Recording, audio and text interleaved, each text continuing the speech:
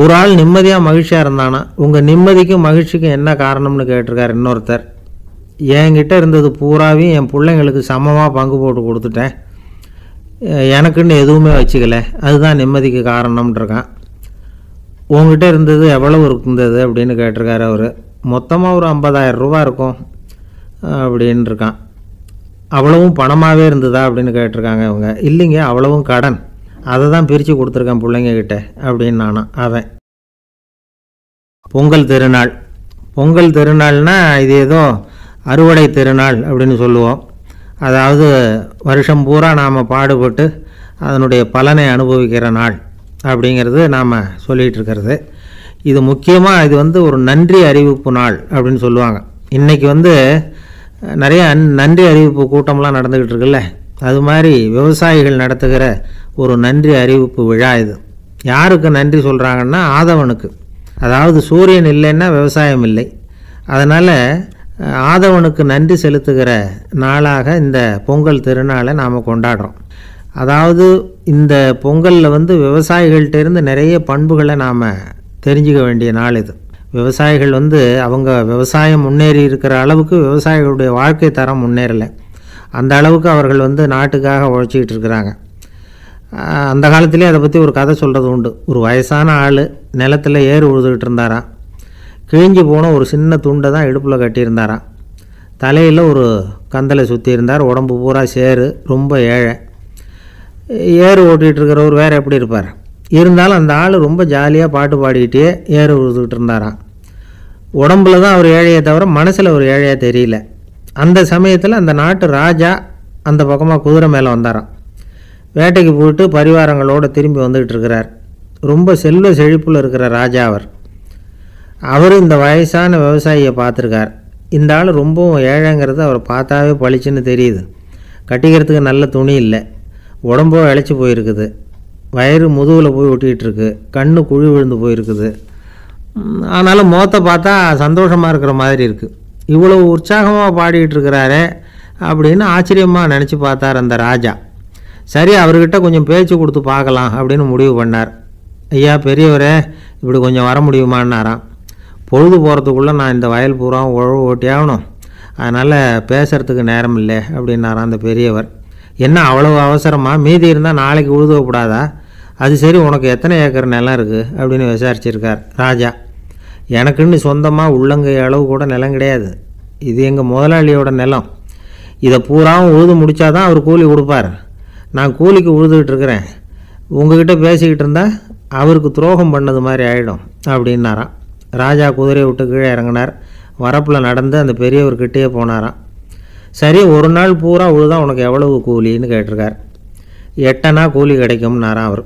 இது ரொம்ப காலத்துக்கு முன்னாடி நடந்த ஒரு சம்பவங்கிறதுனால அப்போ 8 அணா கூலிங்கிறது ரொம்ப பெருசு. இருந்தாலும் அதுவும் அந்த ராஜாவுக்கு பெரிய கூலியாக தெரியல. இவ்வளவு தானா, இதை வச்சுக்கிட்டு நீ எப்படி காலம் தள்ளுற அப்படின்னாராம். ஒன்றும் கவலை இல்லை அப்படின்னாராம் அவர். ராஜாவுக்கு ரொம்ப ஆச்சரியமாக போச்சு. 8 அணா கூலி வாங்குகிற இந்த ஆள் கவலை இல்லாமல் இருக்கிறார், ஏராளமான வசதியோடு இருக்கிறன்னா கவலை இல்லாமல் வாழ முடியலையே அப்படின்னு நினச்சி பார்த்துருக்கார். அது சரி, 8 அணாவில் எப்படி குடும்பம் நடத்துகிற அப்படின்னு கேட்டாராம்.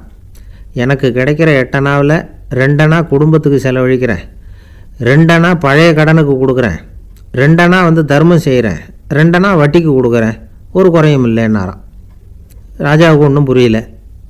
எனக்கு ஒன்றும் புரியலேன்னு இருக்கார். ஐயா, எனக்கும் என் மனைவிக்கும் 2 அணா செலவாகுது. வயசான அம்மா அப்பா இருக்கிறாங்க, சின்ன வயசில் என்னை காப்பாற்றினவங்க அவங்க. அந்த கடனுக்கு 2 அணா செலவாகுது, அது பழைய கடன். என் தங்கச்சி ஒருத்தி ஆதரவு இல்லாத நிலைமையில் தன்னுடைய மகனோட என் வீட்டில் இருக்கிறா. அவளுக்கும் அவள் மகனுக்கும் 2 அணா செலவு பண்ணுறேன், அது தர்மம். எனக்கு 2 பிள்ளைங்க இருக்கிறாங்க, அவங்களுக்கு 2 அணா செலவு பண்ணுறேன், அது வட்டிக்கு கொடுக்கறது மாதிரி. பிற்காலத்தில் அவங்க எங்களை காப்பாற்றுவாங்க. அந்த வகையில் நான் திருப்தியோடு வாழ்ந்துக்கிட்டு இருக்கிறேன் அப்படின்னாராம். ராஜாவுக்கு அர்த்தம் புரிய ஆரம்பிச்சுதான். அந்த பெரிய நிலத்தை விலை கொடுத்து வாங்கி அந்த பெரியவருக்கே தானமாக கொடுத்துட்டாராம். இப்போ உழுதவருக்கே நிலம் சொந்தமாயிட்டுது. அன்னையிலேருந்து அரசனுக்கும் ஆறுதல் கிடைச்சிதான். இப்படி ஒரு கதை சொல்லுவாங்க. 8 அணா வருமானத்தை வச்சுக்கிட்டு எப்படி காலத்தை தள்ளுறதுன்னு சொல்கிறதுக்காக இந்த கதையை சொல்கிறதாக யாரும் தப்பாக நினச்சிக்கக்கூடாது. கிடைக்கிறத எப்படி பங்கு போடுறார், எப்படி திருப்தியாக வாழறார் அப்படிங்கிறது தான் முக்கியம். அது மாதிரி இன்றைக்கு இந்த பொங்கல் திருநாளில் உழவர்கள் மனசு மகிழ்ச்சியாக இருந்ததுன்னா அது எல்லாரும் மகிழ்ச்சியாக இருக்கிறது மாதிரி அர்த்தம். அதனால் அவர்கள்ட்டேருந்து நாம் பாடம் கற்றுக்கணும். சில உழவர்கள் தங்கள் நிலத்தில் விளையிறத தாங்கள் சாப்பிட மாட்டாங்க, அடுத்தவங்கள்ட்ட விற்றுட்டு சந்தையில் போய் வேறு அரிசி வாங்கிட்டு வந்து தான் இவங்க சாப்பிடுவாங்க. அப்படிப்பட்ட விவசாயிகள்லாம் இது உண்டு. பங்கிடுகிற பண்பை உழவர்கள்ட்டேருந்து கற்றுக்கொள்ளுங்கள் அப்படிம்பாங்க. ஒரு கணவன் மனைவி எப்போ பார்த்தாலும் அவங்க 2 பேருக்கும் இடையில சண்டை வந்துக்கிட்டே இருந்தது. இதில் என்ன ஆச்சரியங்கிறீங்களா? நான் அதுக்காக சொல்ல வரல, இது வேற விஷயம். அதாவது சண்டை போடாமல் இருக்கிறதுக்கு வழி சொல்கிற தகவல் இது.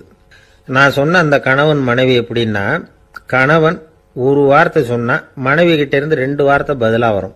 இதுக்கு கணவன் கிட்டேருந்து 4 வார்த்தை பதிலாக வரும். இப்படி வார்த்தைகள் பெருகி போய் கடைசியில் வம்புல முடியும்.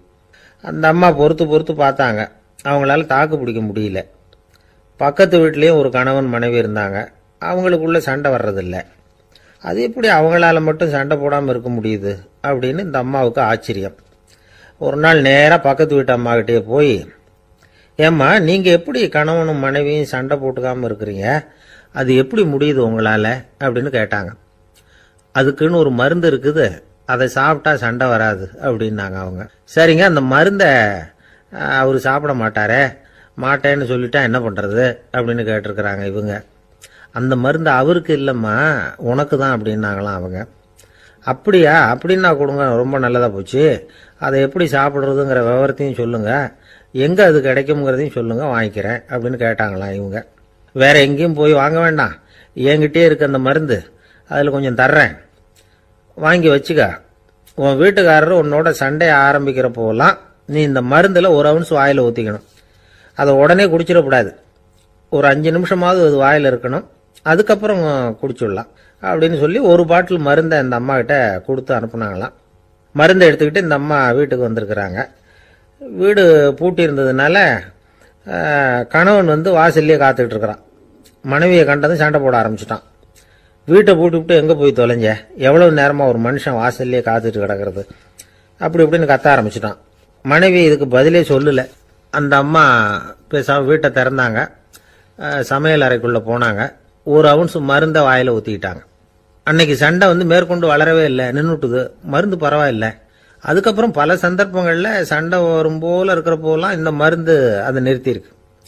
பிரமாதமான மருந்தாக இருக்குது இதை கொஞ்சம் அதிகமாகவே வாங்கி வீட்டில் வச்சுக்க வேண்டியது தான் அப்படின்னு முடிவு பண்ணிட்டு இந்த அம்மா மறுபடியும் பக்கத்து வீட்டு அம்மாகிட்ட போனாங்க. எவ்வளவு விலையானாலும் சரி, நான் காசு கொடுத்து வாங்கி வச்சுக்கிறேன், எந்த கடையில் இருக்குது இந்த மருந்து சொல்லுங்க அப்படின்னு கேட்டாங்க. இந்த மருந்துக்கு விலையே கிடையாதுங்க, இலவசமாகவே கிடைக்கும்னாங்களாம் அவங்க. அது எப்படி விலை இல்லாமல் இதை விற்க முடியுது அப்படின்னு கேட்டாங்களாம் இவங்க.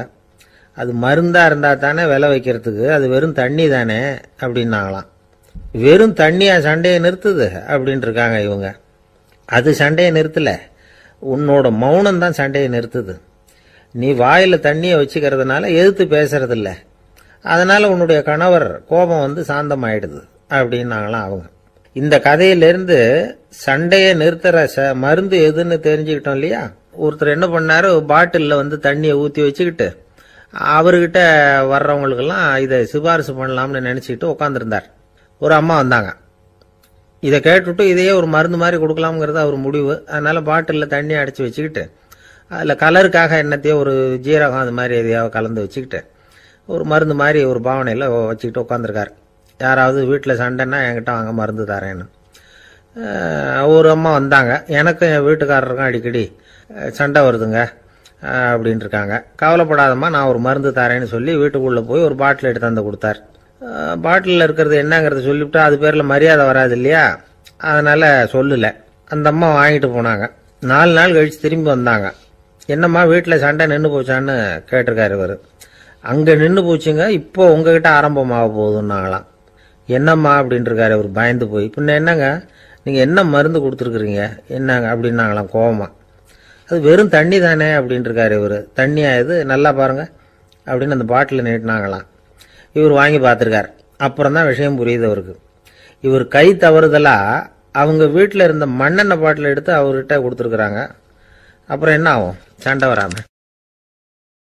காதில் வாங்க மாட்டேங்கிறான் சார் அப்படின்னு சொல்கிறது உண்டு. அது எப்படி காதில் வாங்கிக்காமல் இருக்க முடியும்?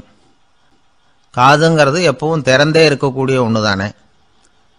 சில பேர் பேசிக்கிட்டே இருப்பாங்க, நாமும் கேட்டுக்கிட்டே தான் இருப்போம். அவர் என்ன சொன்னார் திருப்பி சொல்லு அப்படின்னு சொன்னால் சொல்ல தெரியாது.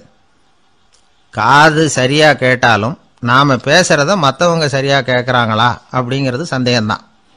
இந்த சந்தர்ப்பத்தில் ஒரு உண்மையை நாம் புரிஞ்சுக்கணும். அதாவது என்னென்னா, கேட்பதுங்கிறது வேற, கவனிக்கிறதுங்கிறது வேற. அதாவது கேட்கறதுன்னா அது ஹியரிங், கவனிக்கிறது அப்படின்னா அது லிசனிங். கேட்கறதுங்கிறது தன்னிச்சையாக நடக்கக்கூடிய ஒரு செயல்.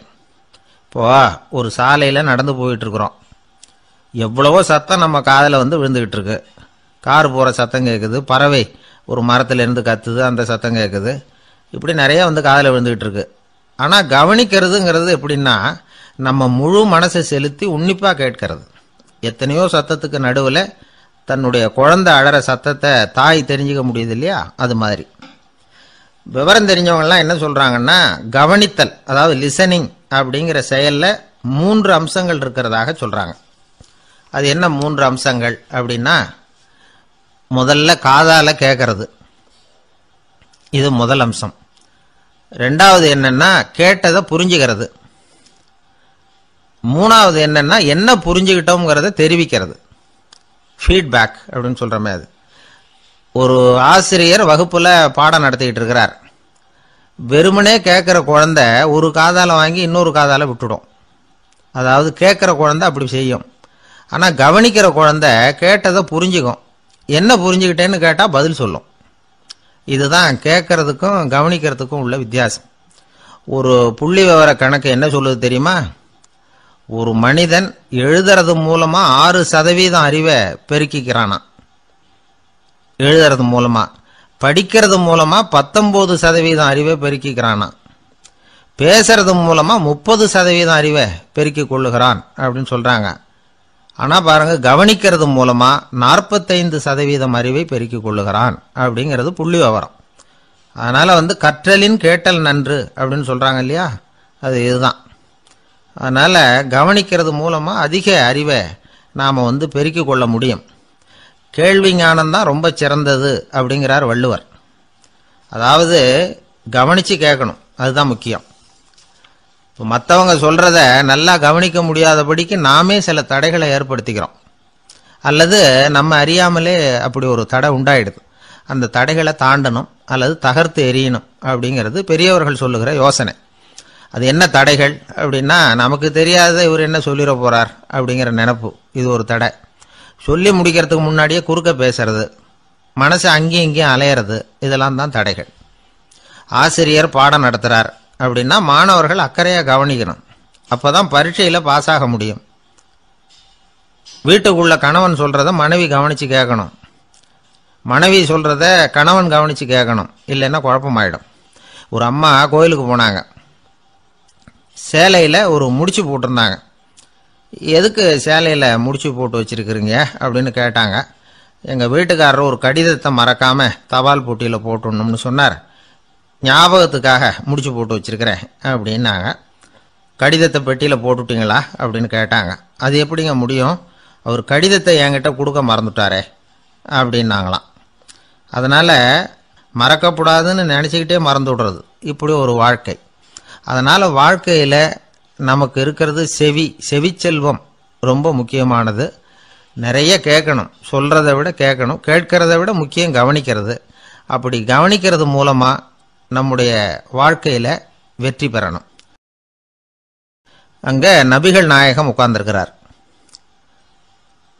அந்த சமயம் அம்மா அங்கே வர்றாங்க. அவங்க கையில் திராட்சை பழ கொத்து, அதை கொண்டுகிட்டு நபிகள் கிட்ட கொடுக்குறாங்க. சாப்பிடுங்க அப்படின்னு சொல்லி ரொம்ப அன்பாக வேண்டிக்கிறாங்க. நபிகள் நாயகமும் ரொம்ப பிரியமாக அதை வாங்கிக்கிட்டார். அதுக்கப்புறம் அதை சாப்பிட ஆரம்பித்தார். நபிகள் நாயகம் மதீனாவில் தங்கியிருந்தப்போ இது மாதிரி நிறைய பேர் பழங்களையும் தின்பண்டங்களையும் கொண்டுகிட்டு கொடுக்கறது வழக்கம். நபிகள் நாயகம் என்ன பண்ணுவார்னா, அதையெல்லாம் வாங்குவார். உடனே பக்கத்தில் இருக்கிற தோழர்கள் எல்லாருக்கும் பகிர்ந்து கொடுப்பார், தானும் சாப்பிடுவார். இதுதான் எப்போதும் வழக்கம். ஆனால் இந்த தடவை என்னாச்சு தெரியுமா, அவர் அப்படி பண்ணல.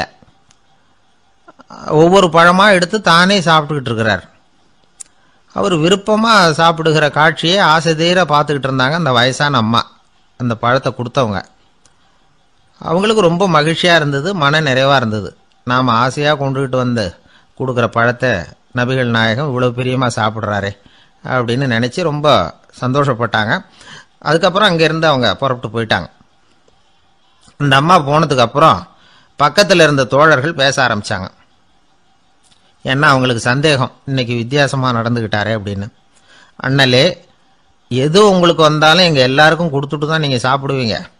இன்னைக்கு மட்டும் நீங்கள் அப்படி செய்யலையே, எல்லா பழத்தையும் நீங்களே சாப்பிட்டீங்களே, அதுக்கு என்ன காரணம் அப்படின்னு கேட்டாங்க. இப்படி கேட்கறதுனால நாயகம் அதை தப்பாக புரிஞ்சுக்க மாட்டார் அப்படிங்கிறது அவங்களுக்கு தெரியும். யாரும் எதையும் அவர்கிட்ட கேட்கலாம், அப்படி கேட்கறதுக்கு உரிமை உண்டு. இந்த ஜனநாயக முறைகளுக்கு அவர்கள் கொடுத்த மரியாதை இது. தோழர்களின் கேள்விக்கு நபிகள் பதில் சொல்ல ஆரம்பித்தார். நண்பர்களே, அந்த அம்மா ரொம்ப பிரியமாக அந்த பழங்களை என்கிட்ட கொண்டுகிட்டு வந்து கொடுத்தாங்க. முதல்ல ஒரு பழத்தை எடுத்து வாயில் போட்டு பார்த்தேன்.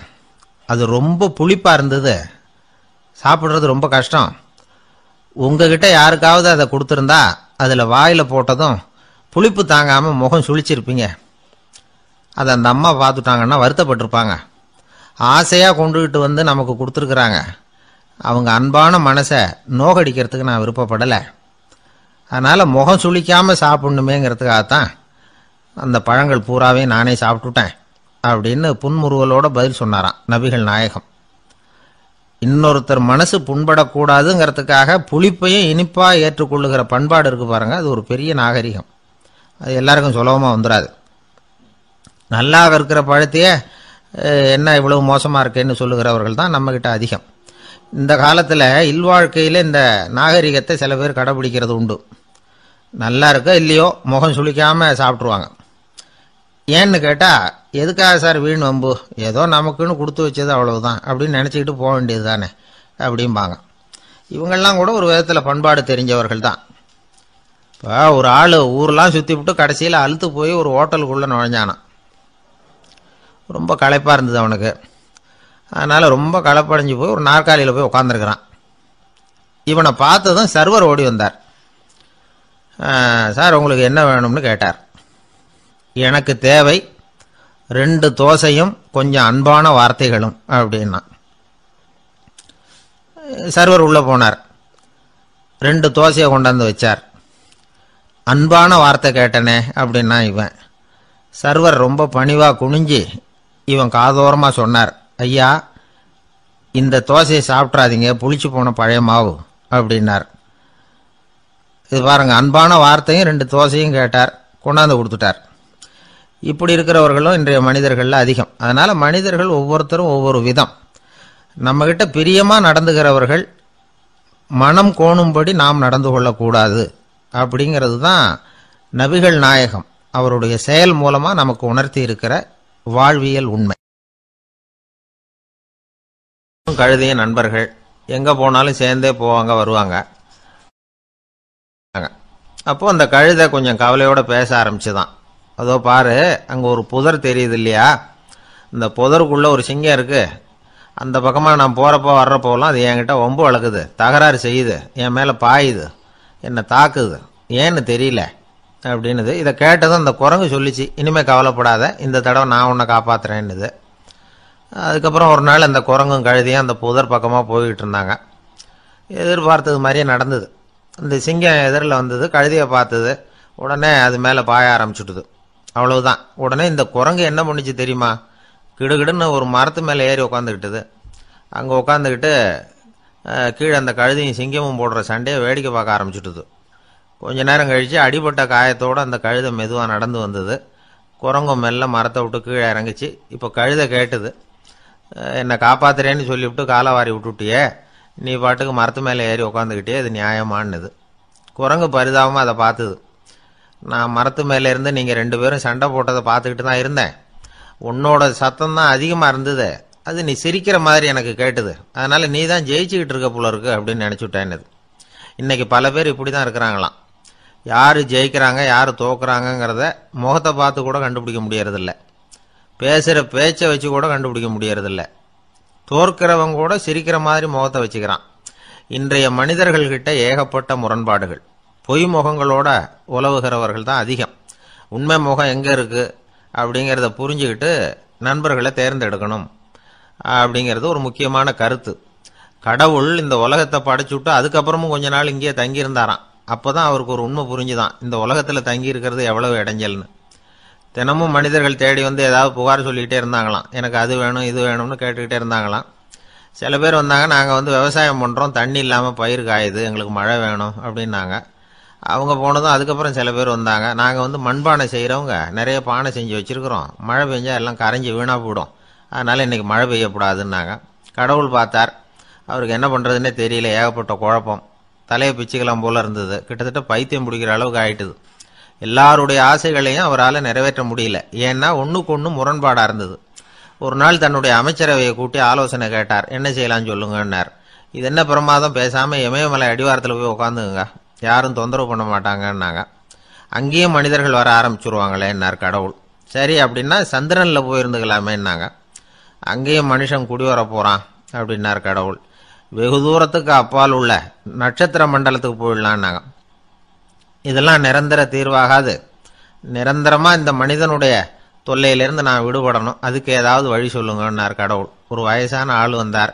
கடவுளுக்கு காதோட காதாக ஒரு வழியை சொன்னார். கடவுளுக்கு முகம் மலர்ந்தது. அதுதான் சரி, அப்படியே செஞ்சுடலான்னார். அந்த ஆள் சொன்ன ரகசியம் என்ன தெரியுமா?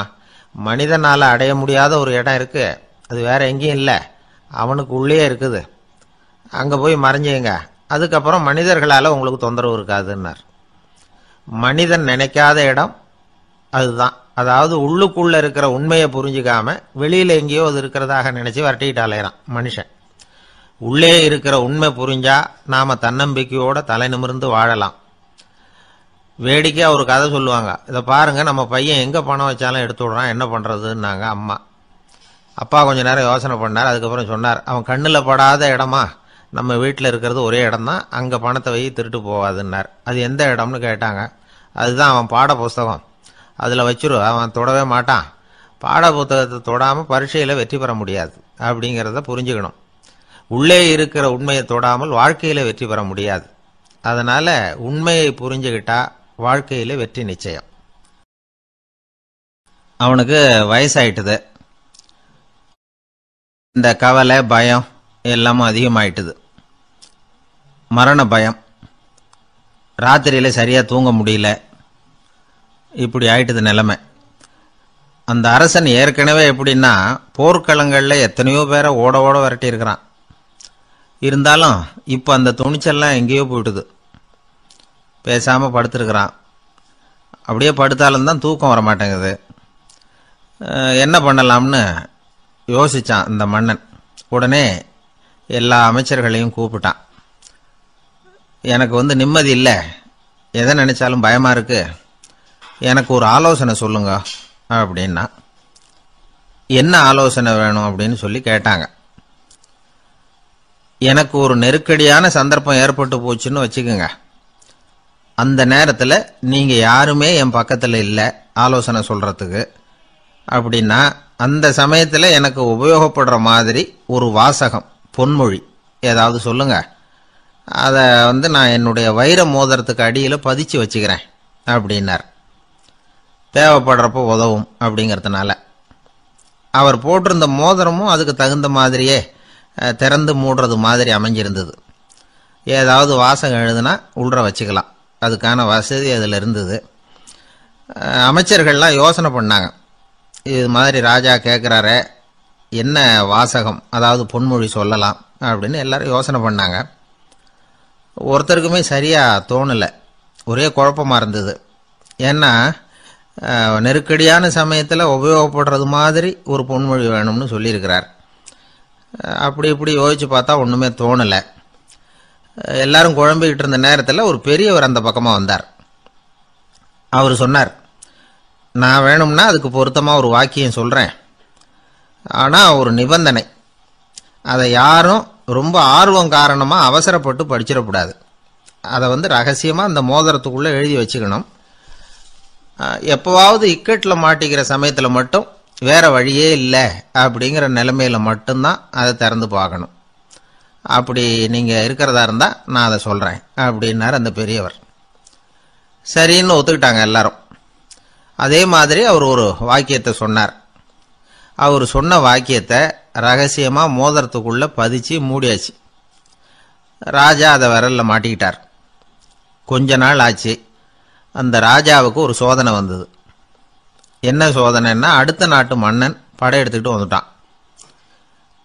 அவன் இவர்கிட்ட ஏற்கனவே தோத்து போனவன், ஒரு வெறியில வந்திருக்கிறான். தோற்று போனவன் மறுபடியும் சண்டைக்கு வந்தா எப்படி வருவானோ அப்படி வர்றான். ஒரு வெறியில வந்தான், ஜெயிச்சுட்டான்.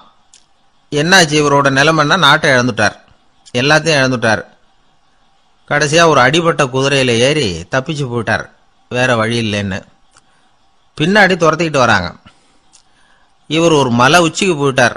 அதுக்கும் அப்பால போக முடியாது, ஏன்னா அந்த பக்கம் பயங்கர பள்ளம். உல்லாச பயணிகள் வந்து கண்டு கழிக்கிற இடம் அது. ஆனா இவருக்கு அது சாவு பயணத்தின் வாசல், திரும்பவும் முடியாது. அவ்வளவு குறுகிய பாதை அது, வேற வழியே இல்லை. இந்த நேரம் சூரிய ஒளி மோதிரத்தில் பட்டு மின்னிச்சு. உடனே இவருக்கு ஞாபகம் வந்தது. மோதிரத்தை திறந்து படிக்கிறார். அதில் இருந்த வாசகம், இந்த நிலையும் மாறிவிடும், this too will pass away. அவருக்கு ஒரு தைரியம் வந்தது. பின்னாடி வந்தவங்களும் திசை மாறி வேற எங்கேயோ தேடி போயிட்டாங்க. அவங்க விரட்டிக்கிட்டு வரலன்னா இவ்வளவு அழகான ஒரு இடம் இருக்கிறதே எனக்கு தெரியாம போயிருக்குமேன்னு நினைச்சார். இவ்வளவு அழகை ரசிக்கிறதுக்காக ஒரு நாட்டையே கூட இழக்கலாம்னு தோணுச்சு அவருக்கு. அமைதியா அந்த அழகை ரசிச்சார். எதிரிகள்லாம் எங்கேயோ போயிட்டாங்க. மன்னர் நாடு திரும்பினார். மறுபடியும் படைகளை திரட்டினார். கொஞ்ச நாள்ல படை எடுத்துக்கிட்டு போனார். யாருகிட்ட தோத்து போனாரோ அவரையே வெற்றி கண்டு திரும்பி வர்றார். வரவேற்பு விழா பிரமாவப்படுது. ஆடல் பாடல் கோலாகலம். இதை பார்த்தது அந்த ராஜாவுக்கு தலைகால புரியல. நம்மளை இனிமே யாராலையும் ஜெயிக்க முடியாதுன்னு நினைச்சார். அகம்பாவம் லேசா எட்டி பார்த்தது. இப்போ மறுபடியும் சூரிய ஒளிப்பட்டு மோதிரம் மின்னிச்சு. அதை திறந்து மறுபடியும் படிக்கிறார். இந்த நிலைமையும் மாறிவிடும், this too will pass away. அவ்வளவுதான். அவர் மனசு அடங்க ஆரம்பிச்சுட்டுது, ஆணவம் போயிட்டுது. இதுல இருந்து நாம தெரிஞ்சுக்க வேண்டியது என்னன்னா, எந்த சூழ்நிலையிலையும் நாம கவலைப்பட வேண்டியதில்லை. ஏன்னா இங்க எதுவுமே நிரந்தரம் இல்லை. அந்த ராஜா மாதிரியே நம்ம ஆளு ஒருத்தன் ஒரு மோதிரம் போட்டிருந்தான். அதுக்குள்ள அவன் எழுதி வச்சிருந்த வாசகம், எதுக்கும் கவலைப்படாதே அப்படிங்கிறது தான். ஒரு நாள் பயங்கரமான கவலையோடு உட்காந்துருந்தான். பக்கத்தில் இருந்தவங்க சொன்னாங்க, இது மாதிரி சந்தர்ப்பத்தில் தான் நீ உன் மோதிரத்தை திறந்து பார்க்கணும்னாங்க. இவனுக்கு கவலையோட எரிச்சலும் சேர்ந்துக்கிட்டது. அது எப்படி முடியும், இப்போ திருட்டு போனது என்னோட அந்த மோதிரம் தானே அப்படின்னு சொல்லிவிட்டு தலையில கை வச்சுட்டு உட்காந்துட்டான். இப்படிலாம் சொல்றது உண்டு. இருந்தாலும் நாம எந்த சூழ்நிலையிலையும் கவலைப்பட வேண்டியதில்லை அப்படிங்கிற உண்மையை புரிஞ்சுக்கணும். அப்படி கவலையை வெல்றதுக்கான வழி தெரிஞ்சுட்டதுன்னா வாழ்க்கையில வெற்றி நிச்சயம். உங்க பையன் எப்படி சார் இருக்கான் அப்படின்னு விசாரிச்சார் ஒருத்தர். அவன் என்ன சார், எதை சொன்னாலும் காதில் வாங்க மாட்டேங்கிறான், அவன் பாட்டுக்கு போறான் வர்றான் அப்படின்னு சொல்லி அழுத்துக்கிட்டார் அப்பா. பெரியவங்க சொல்றத சின்ன பிள்ளைங்க கேட்கறது இல்லைங்கிறது ஒரு குறை. பெரியவங்க சொல்றது சின்ன பிள்ளைங்க காதலையே விழறது இல்லைங்கிறது ஒரு குறை. இது கொஞ்சம் சீரியஸான விஷயம், கவனிச்சு பார்க்கணும். ஒரு குழந்தைக்கு காது சரியா கேட்குதா இல்லையா அப்படிங்கிறத நாம தான் கவனிச்சு பார்த்து கண்டுபிடிக்கணும். அதுவா நம்ம கிட்ட தவழ்ந்து அப்பா எனக்கு காது கேட்கல, அழைச்சிட்டு போங்க டாக்டர்கிட்ட அப்படின்னுலாம் சொல்லிக்கிட்டு இருக்காது. அது சரி, ஒரு குழந்தைக்கு காது சரிவர கேட்குதா இல்லையா அப்படிங்கிறத முன்கூட்டியே நாம தெரிஞ்சுக்கிறது எப்படி? அதுக்கு சில வழி இருக்கு. உங்க குழந்தைய கொஞ்சம் அப்படியே கவனிச்சு பாருங்க. அடிக்கடி ஜலதோஷம், காதுல அரிப்பு ஏற்படுதா, மூக்கு விரிவாகவும், அப்புறம் டான்சில், அடினாய்டு, சத அழற்சி, இது மாதிரி ஏதாவது இருக்கா, வாயிலிருந்து எச்சில் ஒழுகுதா, குழந்தை வாயினால சுவாசிக்குதா, பற்கள் முன்னாடி தள்ளி வளருதா, இதெல்லாம் அதுக்கு அறிகுறி. அப்புறம் இந்த V, B, D, F, DH இப்படி இந்த ஒலிகள் சேர்ந்த வார்த்தைகளை குழந்தை சரியா புரிஞ்சுக்காது. இப்போ உதாரணத்துக்கு பட்டுன்னு சொல்லு குழந்தை அப்படின்னீங்கன்னா அது கட்டுன்னு சொல்லும். அதாவது பட்டு சவுண்டை அதால புரிஞ்சுக்க முடியல. அப்புறம் உங்க குழந்தை உங்களை உறக்க பேச சொல்றானா, அடிக்கடி கேள்வி கேட்கறானா, சாப்பிட்றப்போ கவனம் இல்லாம இருக்கானா, படிப்புல போதுமான முன்னேற்றம் இல்லையா, வகுப்புல சரியா கவனிக்கிறது இல்லையா, இப்படிலாம் இருந்தா ஆரம்பத்திலேயே டாக்டர் கிட்ட அழைச்சிட்டு போய் சிகிச்சையை ஆரம்பிச்சுடலாம், குணப்படுத்தி போடலாம். குழந்தைக்கு காது சரியா கேட்கலன்னா நீங்க செய்ய வேண்டியது என்ன தெரியுமா? அவனுக்கு காது கேட்கலேங்கிறதுக்காக அவன் முன்னாடி சத்தம் போட்டு பேசக்கூடாது. மெதுவாக சீராக பேசணும். அவனை பார்த்து பேசணும். உங்கள் உதட்டு அசைவுகள் அவனுக்கு உதவும். அதை பார்த்தே புரிஞ்சுக்குவான். நீங்கள் வாயில் வெத்தலை பாக்கு போட்டுக்கிட்டோ புகை பிடிச்சிக்கிட்டோ பேசக்கூடாது. அப்படி பேசினா அவனால் அந்த உச்சரிப்பை சரியாக புரிஞ்சிக்க முடியாது. ஒரு வார்த்தையை சொல்கிறீங்க, அவனுக்கு புரியல அப்படின்னா அதே வார்த்தையை மறுபடியும் சொல்லணும். அவனுக்கு நீங்கள் முதல்ல சொன்ன வார்த்தை புரியலேன்னு நினச்சிக்கிட்டு மறுபடியும் திருப்பி சொல்கிறப்போ அதே அர்த்தம் வரக்கூடிய வேற வார்த்தையை சொல்லக்கூடாது. இப்படிலாம் நடந்துக்கிட்டா அவனுக்கு மன திடத்தை ஏற்படுத்த முடியும். இல்லைன்னா அவனுக்கு தாழ்வு மனப்பான்மை வந்துடும். குழந்தைக்கு காது கோளாறுன்னா ஆரம்பத்திலேயே டாக்டர்கிட்ட அழைச்சிட்டு போனால் போதும், குணப்படுத்தி விடலாம். அப்புறம் பார்த்துக்கலாமே அப்படின்னு அலட்சியமாக இருந்துட்டாதான் கஷ்டம். சில பேர் கோபத்தில் சின்ன பிள்ளைங்க காதை பிடிச்சி திருகிறது உண்டு. இது ரொம்ப தப்பு. காது கையோடு வந்துட்டா என்ன பண்ணுறது? ஒரு வேடிக்கை கதை. அது கதை தான், நிஜமாக நடந்ததில்லை. அது மாதிரி நடக்காது. ஒரு வேடிக்கைக்காக சொல்லப்படுற கதை. அதாவது ஒரு வீட்டில் அப்பா அம்மாவை பார்த்து சொல்லிகிட்டு இருக்கார், இதை பாரு, நாளைக்கு காலையில் என்னை சீக்கிரம் எழுப்பி விட்டுரு, நான் செங்கல்பட்டு வரைக்கும் போயிட்டு வர வேண்டியிருக்கு அப்படின்னாராம். இதை அவங்க பையன் காதில் வாங்கிட்டு இருக்கான். அப்பாவுக்கு சிரமம் வேண்டாமே அப்படின்னு நினச்சி அவனே காலையில் யாருக்கும் தெரியாமல் எழுந்திரிச்சு புறப்பட்டு செங்கல்பட்டுக்கு போட்டான். சாயந்தரமாக திரும்பி வந்தான். அப்பா பையனை காணாமல் அலமோதிக்கிட்டு இருக்கிறார். சாயந்தரமாக பையனை பார்த்ததும் எங்கடா போயிட்டு வந்தேன்னு கேட்டார் கோவமா. செங்கல்பட்டுக்கு போயிட்டு வந்தேப்பா, நீ வீணா அலைய வேண்டாமேன்னு அப்படின்னா. எதுக்கடா போனேன்னு அதட்டினார். அதான்ப்பா, நீ நேற்று அம்மா கிட்ட சொல்லிக்கிட்டு இருந்த, அதை காதில் வாங்கினேன், உனக்காக நான் போயிட்டு வந்தேன் அப்படின்னா. உடனே எந்த காதில் வாங்கினேன் அப்படின்னு சொல்லி காதை பிடிச்சி திருகுனார். அந்த காது கையோடு வந்துட்டுது. இது நடந்து கொஞ்ச நாள் கழிச்சு அந்த அப்பாவும் பையனும் கடத்தெருவில் போயிட்டு இருக்கிறாங்க. எதிரில் ஒரு நாய் ஓடி வந்தது. அதுக்கு 2 காதும் இல்லை. என்ன இது, இந்த நாய்க்குட்டிக்கு 2 காதும் இல்லை அப்படின்னார் அப்பா. அதுக்கு பையன் சொல்கிறான், அப்பா அது 2 தடவை செங்கல்பட்டுக்கு போயிட்டு வந்துருவோம் அப்படின்னானா. ஒரே ஒரு ஊரில் ஒரு அம்மா இருந்தாங்க. அந்த அம்மாவுக்கு ஒரே ஒரு பிள்ளையாண்டான். அவனுக்கு ரொம்ப அக்கறையோடு கல்யாணம் பண்ணி வச்சாங்க. கல்யாணம் முடிஞ்சதும் மருமக பொண்ணு வீட்டுக்கு சேர்ந்தது. அப்பாடா, என் கடமை முடிஞ்சது, இனிமே அக்கடான்னு எங்கேயாவது ஒரு மூலையில் படுத்து கிடக்கலாம் அப்படின்னு நினச்சாங்க அந்த அம்மா. ஆனால் நினைக்கிறபடி எங்கே நடக்குது?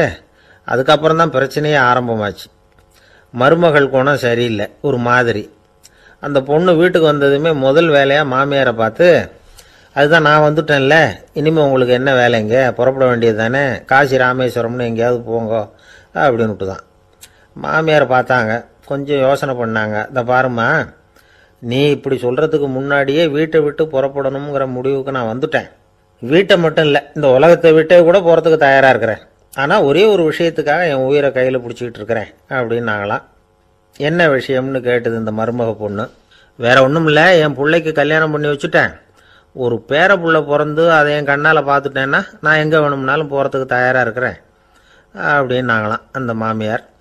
மாமியார் இப்படி சொல்கிறதுலேயும் நியாயம் இருக்கிறதாக பட்டுது அந்த பொண்ணுக்கு. சரி, அப்படியே இருந்து பார்த்துட்டு போகலாம் அப்படின்னு அனுமதி கொடுத்தது.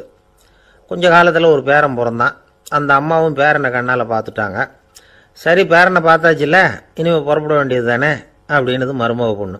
மாமியார் பார்த்தாங்க, நீ சொல்கிறது சரிதாம்மா, அதில் ஒன்றும் தப்பு இல்லை. என்னோட பேரன் உங்களை அம்மா அப்பான்னு கூப்பிடுறத என் காது குளிர கேட்டுட்டு போயிடுறேனே அப்படின்னாங்களாம். சரி, அந்த ஆசையை நிறைவேறட்டும் அப்படின்னு காத்துக்கிட்டு இருந்தாங்க. பேரன் வளர்ந்தான், நடந்தான், பள்ளிக்கூடம் போனால் பெரியவனானா. மருமக பொண்ணு மறுபடியும் மாமியாரை விரட்ட ஆரம்பிச்சுட்டுது, இன்னும் புறப்புள்ளையான்னு. இதை பாருமா, இது வரைக்கும் இருந்துட்டேன். பேரனோட கல்யாணத்தையும் கண்ணால் பார்த்தாதான் இந்த கட்டை வேகும் போல் இருக்குது அப்படின்னு சொல்லி ஒரு மாதிரியாக பேச ஆரம்பித்தாங்க.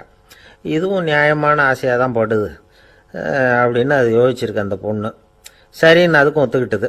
உடனே பேரனுடைய கல்யாணமும் முடிஞ்சது ஒரு வழியாக. இனிமே ஒரு நொடி கூட இங்கே இருக்கக்கூடாது, புறப்படுங்க அப்படின்னு மாமியாரை விரட்டிச்சான் அந்த பொண்ணு. இப்போ அந்த மாமியார் தன்னோட மருமகளை பார்த்து சொல்கிறாங்க, இதோ கிளம்பிட்டேம்மா, என் மூட்டை முடிச்செல்லாம் கட்டிக்கிட்டேன், புறப்பட்டுவிட்டேன். அப்படியே நீயும் உன் துணிமணிகளை மூட்டை கட்டிக்கிட்டு கிளம்பிடும், என்னோட சேர்ந்து 2 பேருமா சேர்ந்து போயிடலாம் அப்படின்னாங்களாம். அந்த பொண்ணு முழிக்குது. முழிக்காதே, உனக்கும் ஒரு மருமக வந்துட்டா, இனிமேல் நீயும் ஒரு மாமியார் தானே, உனக்கும் இனிமேல் இங்கே வேலை இல்லை, புறப்படு அப்படின்னாங்களாம். அப்போ தான் அந்த பொண்ணு சிந்திக்க ஆரம்பிச்சுதான், தன்னோட தவறு புரிஞ்சுதான். இந்த தகவலை கேட்டுக்கிட்டு இருக்கிற மருமகள்லாம் இதை பற்றி கொஞ்சம் யோசித்து பார்க்கணுங்கிறதுக்காகத்தான் இதை சொல்கிறோம் மாமியார்கள் சார்பாக. கொஞ்ச நாளைக்கு முன்னாடி ஒரு பொண்ணை பார்த்து பேசுகிற சந்தர்ப்பம் கிடைச்சிது ஒரு கல்யாண வீட்டில். அந்த பொண்ணு சொல்லிச்சு, சார் எனக்கு கல்யாணம் ஆகி 15 வருஷம் ஆகுது, நான் மாமியார்கிட்ட சண்டை போட்டதே இல்லை அப்படின்னு ரொம்ப அடக்கமாக சொல்லிச்சு. அது எப்படிம்மா சாத்தியமாச்சுன்னு கேட்டோம். எனக்கு கல்யாணம் ஆகி 15 வருஷம்தான் ஆச்சு, ஆனால் என் மாமியார் செத்து போய் 20 வருஷத்துக்கு மேலே ஆயிட்டுது அப்படின்னுது. லோகமானிய பாலகங்காதர திலகர் இருந்தார்ல, அவருக்கு 15 வயசுலேயே கல்யாணம் நடந்துதான். மனைவி பேர் தபிபாய். ரொம்ப பெரிய குடும்பத்து பொண்ணு, நல்ல குணம். அவங்க குடும்பம் நடத்திக்கிட்டு இருக்கிறாங்க. அந்த காலத்தில் திருடர்கள் பயம் அதிகம். இந்த காலத்தில் மட்டும் என்னன்னு கேட்குறீங்களா? நீங்கள் கேட்குறது நியாயம்தான். இருந்தாலும் இந்த காலத்து திருடனுக்கும் அந்த காலத்து திருடனுக்கும் ஒரு முக்கியமான வித்தியாசம் உண்டு. அதாவது அந்த காலத்து திருடன்லாம் நியாயம் அநியாயம் பார்க்கறது உண்டு, இந்த காலத்தில் அப்படி பார்க்கறது இல்லை. அந்த காலத்தில் திருட வர்றவங்கள்ட்ட கூட ஒரு தார்மீக உணர்வு உண்டாம். அதாவது அப்போ உள்ள கொள்ளைக்காரங்க எதை களவாடினாலும் சரி, அரிசியை மட்டும் களவாடுறது இல்லையா, அப்படி ஒரு கொள்கை. அதனால பாருங்க, அந்த காலத்து பெண்கள் நகை நட்டுகளை பத்திரமா வைக்கணும்னா பெட்டியில் வைக்கிறது இல்லை, அரிசி பானையில் போட்டு வச்சு விடுறது. இப்போல்லாம் பேங்க்கில் சேஃப்டி லாக்கர்னு இருக்குல்ல, அது மாதிரி அந்த காலத்தில் சேஃப்டி லாக்கருங்கிறது அரிசி பானை. இந்த வளையல், மூக்குத்தி, தோடு இப்படி எதுவாக இருந்தாலும் அதில் போட்டு பத்திரமா வச்சுருவாங்க. திருடன் அரிசி பானை பக்கம் போகிறதில்ல. ஏன்னா சாப்பிட்ற விஷயத்தில் கை வைக்கக்கூடாது, அது பாவம் அப்படின்னு அவன் நினைக்கிறான். திலகரோட மனைவி தபிபாயும் அதே மாதிரி தன்னுடைய ஆபரணங்களை ஒரு அரிசி பானைக்குள்ளே போட்டு மூடி வச்சுருந்தாங்களாம். இப்படி இருந்தப்போ ஒரு நாள் ஒரு பிச்சைக்கார பொண்ணு வீடு வீடாக பிச்சை கேட்டுக்கிட்டே வந்திருக்குது. திலகர் வீட்டுக்கும் தர்மம் போடுங்க தாயே அப்படின்னு தான் அந்த பொண்ணு.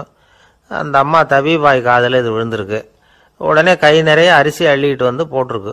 பாத்திரத்தில் அரிசியை போட்டதுக்கு அப்புறம் தான் தெரியுது, பளிச்சுன்னு கண்ணில் படுது.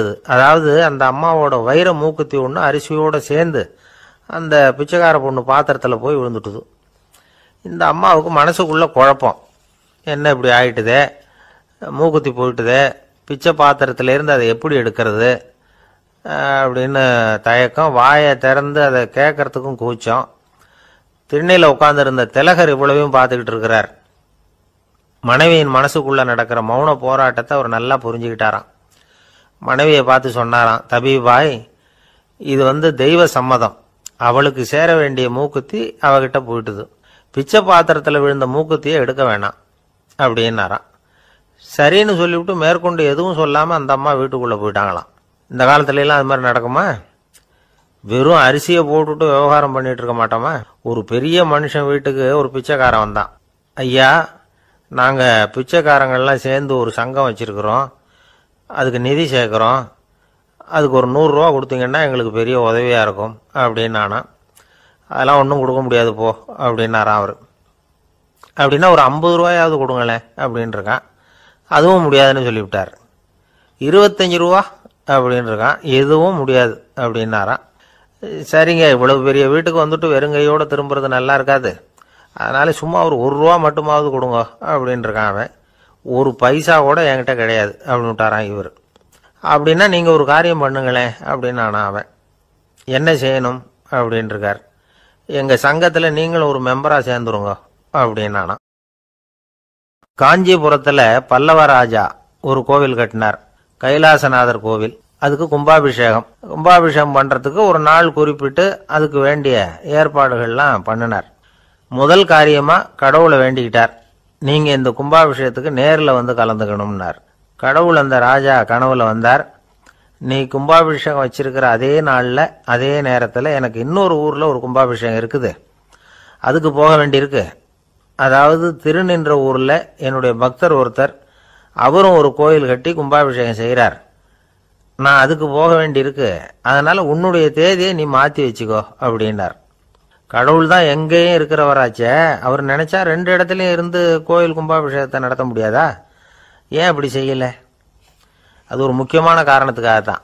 திருநின்ற ஊர்ல இருந்த பூசலாருங்கிற அந்த அடியாரின் பெருமையை இந்த உலகத்துக்கு எடுத்து காட்டணுங்கிறதுக்காகத்தான் கடவுள் அந்த ராஜா கிட்ட அப்படி சொன்னார். சரி, அந்த அடியார் அப்படி என்னதான் பெருசா கோயில் கட்டி விட்டார்? ராஜா கட்டின கோயிலை விட பெருசா? அவர் கட்டினது கருங்கல்லாலேயோ மண்ணாலேயோ மரத்தாலேயோ இல்லை. அவர் கட்டின கோயில் வேற மாதிரி. அது மனசால கட்டின கோயில், மனசுக்குள்ள இருக்கிற கோவில், மனக்கோவில். அந்த அடியார் தன்னோட மனசுக்குள்ள மாசக்கணக்கா ஒவ்வொரு கல்லா சேர்த்து கட்டின கோவில். இந்த விஷயம் ராஜாவுக்கு தெரியாது. அவர் என்ன நினைச்சுட்டாரு, அது நாம கட்டின கற்கோயிலை விட ரொம்ப பெருசா இருக்கும் போல இருக்கு அப்படின்னு நினைச்சுட்டாரு. சரி, அப்பேற்பட்ட அந்த கோயிலை தரிசனம் பண்ணிவிட்டு வருவோம் அப்படின்னு நினைச்சு ராஜா திருநின்ற ஊருக்கு போறார். அங்க போய் பார்த்தா கோயிலையும் காணும், ஒன்னையும் காணும். கடைசியில பூசலார் கட்டின மனக்கோவில் தான் அதுங்கிறத அவர் புரிஞ்சுக்கிறார். உடனே அந்த அடியாரின் காலில் விழுந்து வணங்குறார். அவரோ, இது மனசால முயன்ற கோவில், இதுக்கு இத்தனை பெருமையா அப்படின்னு ஆச்சரியப்படுறார். இதுல ஆச்சரியப்படுறதுக்கு ஒண்ணும் இல்லை. ஆண்டவன் விரும்புறது அகபக்தியையே தவிர புற தோற்றங்களே அல்ல. இதை நாம புரிஞ்சுக்கிட்டோம்னா நமக்குள்ள எந்த வேறுபாடுகளும் வர்றதுக்கு வழியே இல்லை. இன்னொரு ராஜா இருந்தார். அவர் ஆண்டவனுக்கு படைக்கிறதுக்காக ஒரு தார் நல்ல செவ்வாழைப்பழமா எடுத்துக்கிட்டு போகணும்னு நினைச்சார். அதனால முத நாளே அதை வாங்கிட்டு வர சொன்னார் வேலைக்காரங்கிட்ட. வேலைக்காரன் போனான், கடைத்தெருவில் ஒரு தார் பழம் வாங்கினான். வர்ற வழியில அவன் குடிசை. அப்படியே எட்டி பார்த்துட்டு போவோமேன்னு நினைச்சான். போனான். அங்கே இவனோட குழந்தை பாவம் பசியால கத்திக்கிட்டு இருக்கு. இவன் பார்த்தான், இவ்வளவு பெரிய தாரில் ஒரு 2 பழம் எடுத்தா தெரியவா போகுது அப்படின்னு நினைச்சு ஒரு 2 பழத்தை பிச்சு அந்த குழந்தைகிட்ட கொடுத்தான். அதை வாங்கி வயிறார சாப்பிட்டுது. பசி அடங்குச்சு, விளையாட போயிட்டுது. இவன் அதுக்கப்புறம் வாழைப்பழத்தை எடுத்துக்கிட்டு அரண்மனைக்கு வந்தான். 2 பழம் பிச்சிருக்கிறது ராஜாவுக்கு தெரிஞ்சு போச்சு. இவன் உண்மையை சொல்லிவிட்டான். உடனே ராஜா, கடவுளுக்கு படைக்க வேண்டிய பொருளை குழந்தை எச்சில் பண்ண விட்டுருக்கியே அப்படின்னு சொல்லி அவனை கட்டி வச்சு சாட்டையால் அடிச்சார் பாவம். மறுநாள் பழத்தை கோயிலுக்கு எடுத்துட்டு போனார். கடவுள் முன்னாடி வச்சார். கடவுள் கண்ணை திறந்து பார்த்தார், பழம்லாம் அழுகி இருக்குது. என்ன இது அழுகி போன பழம் அப்படின்னார். ராஜா முழிச்சார். நல்லா தானே இருந்தது அப்படின்னு நினைச்சார். அப்போ கடவுள் அந்த ராஜா கிட்ட சொன்னாராம், இதை பார்ப்பா, இந்த தாரில் 2 பழம் தான் நல்ல பழம். அந்த 2 பழங்களையும் நேத்திக்கே நான் சாப்பிட்டுட்டேன் அப்படின்னாராம். அப்பதான் ராஜாவுக்கு புரிஞ்சுது, ஏழை குழந்தையின் பசியை தீர்க்கறதுக்காக உதவுன அந்த 2 பழம்தான் இறைவன் சாப்பிட்ட பழம்னு. இறைவன் இருக்கிற இடம் எது?